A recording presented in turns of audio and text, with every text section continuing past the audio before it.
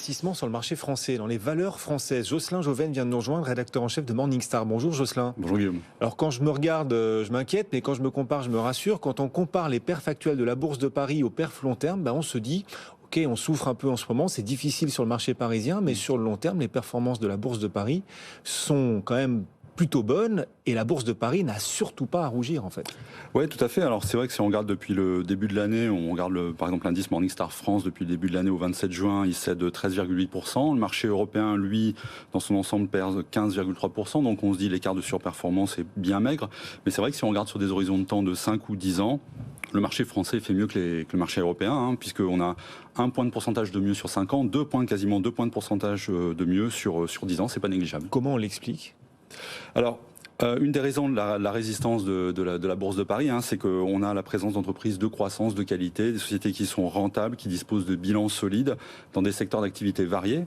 C'est le cas par exemple dans le secteur du luxe, dans le secteur de la consommation courante avec L'Oréal et Essilor-Luxottica, l'industrie avec Air Liquide, ou de la technologie avec Dassault Systèmes ou ST Microelectronics.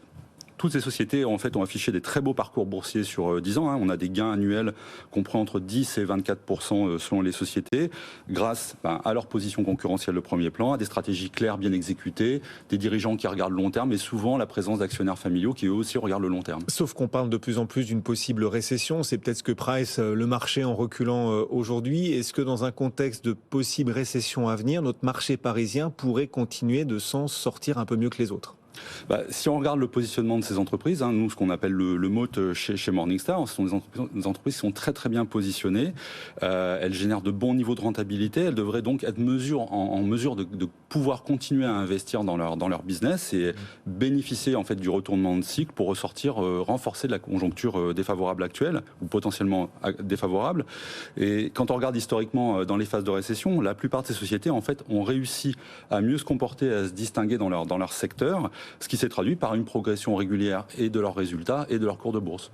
Donc, ne pas avoir peur d'investir. Alors, sur le marché action, tout est question de timing, mais sur les actions françaises en particulier, ne surtout pas avoir peur d'y aller, quitte à choisir, les actions françaises ont des arguments pour la suite. Ouais.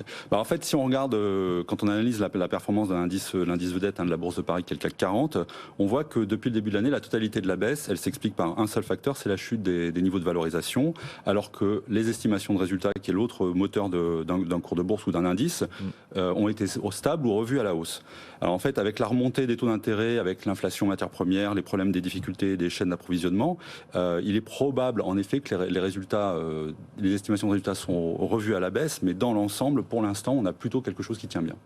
Pour ceux qui seraient éventuellement convaincus, des idées de fonds de gestion en l'occurrence, pour investir sur les actions françaises compte tenu de leur qualité propre que vous venez de décrire parfaitement. Alors en fait, il y a 3 idées que je vous propose. 2 sont passives. Alors le premier, c'est un ETF qui s'appelle Amundi CAC 40 ESG. Selon nos analystes, c'est un indice qui devrait surperformer le CAC 40 sur le long terme. Alors il est marqué par un biais vers les grandes, voire vers les méga capitalisations, mais c'est un indice qui est assez bien diversifié sur le plan sectoriel et qui présente des frais de gestion attractifs de 25 points de base. C'est un fonds qui est noté bronze par la recherche Morningstar. Rappelez son nom, Amundi CAC 40 ESG. Première idée de fonds. Voilà. Et le deuxième, c'est aussi un fonds passif, mais lui, il n'est pas ESG, ça s'appelle le Lyxor CAC 40. Alors il fait partie du même groupe désormais depuis que Lyxor a été racheté par Amundi, mais c'est un fonds qui est un ETF qui est également noté bronze par la recherche Morningstar. C'est un ETF qui s'est distingué notamment en battant 90% de ses comparables, y compris des gérants actifs, et qui présente lui aussi des frais de gestion attractifs de 25 points de base.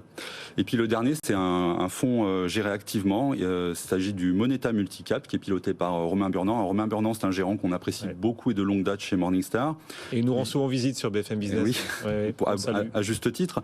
Il gère le fonds depuis 2006 avec une équipe de gestion bien dotée et très compétente. Et il apporte une grande attention à l'analyse financière des sociétés dans lesquelles il investit. Et c'est un fonds qui affiche de très solides performances et qui est d'ailleurs un des rares à faire mieux que son indice ou que les concurrents passifs. Oui, Moneta Multicaps, donc, parmi ces 3 idées de fonds, Lyxor CAC 40, autre idée, ou encore, pour ceux qui veulent miser sur les actions françaises, le Amundi CAC 40 ESG, 3 idées de fonds de gestion que vous avez sélectionnées avec vos équipes de Morningstar. Merci Jocelyn. Merci. Jocelyn Jauven, rédacteur en chef de Morningstar, régulièrement à nos côtés pour nous apporter ses idées de fonds de gestion. À bientôt. Le CAC 40 est toujours en net repli. Dans un instant, on va rezoomer sur cette séance du jour. On va aussi parler du marché crypto. Le club BFM Crypto, comme chaque jour, à l'heure du goûter. Il est 16h30, ça y est. Ce sera, allez, encore dans 2 minutes. 2 minutes de patience. On se retrouve juste après la pause. À tout de suite.